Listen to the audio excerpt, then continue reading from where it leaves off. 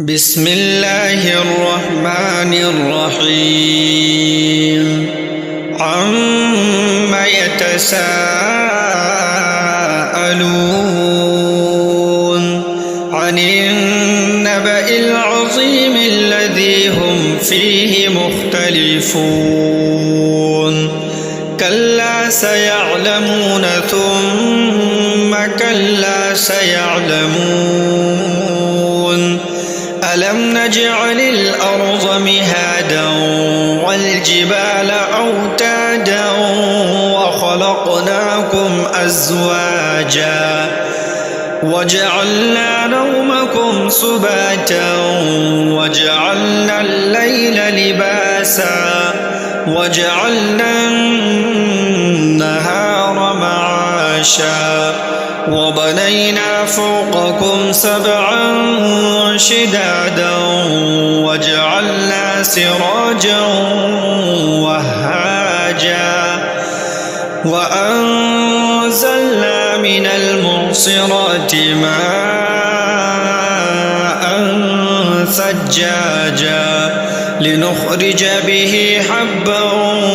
ونباتا وجنات ألفافا إن يوم الفصل كان ميقاتا يوم ينفخ في الصور فتأتون أفواجا وفتحت السماء فكانت أبوابا وسيرت الجبال فكانت سرابا إن جهنم كانت مرصادا للطاغين مآبا لابثين فيها أحقابا لا يذوقون فيها بردا ولا شرابا إلا حميما وغساقا جزاء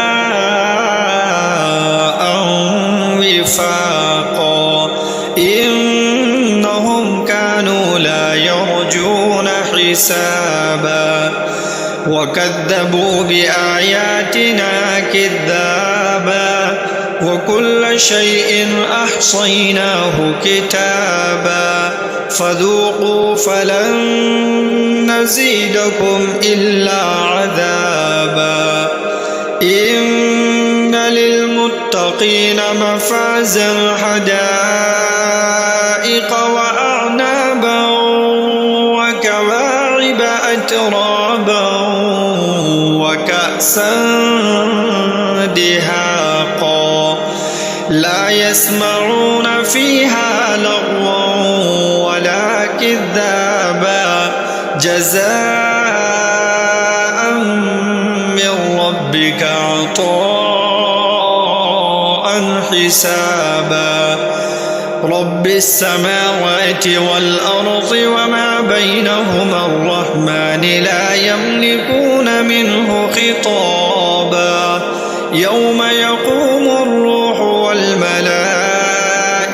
صفا لا يتكلمون إلا من أذن له الرحمن وقال صوابا ذلك اليوم الحق فمن شاء اتخذ إلى ربه مآبا إنا أنذرناكم عذابا قريبا يوم ينظر المرء ما قدمت يداه ويقول الكافر يا ليتني كنت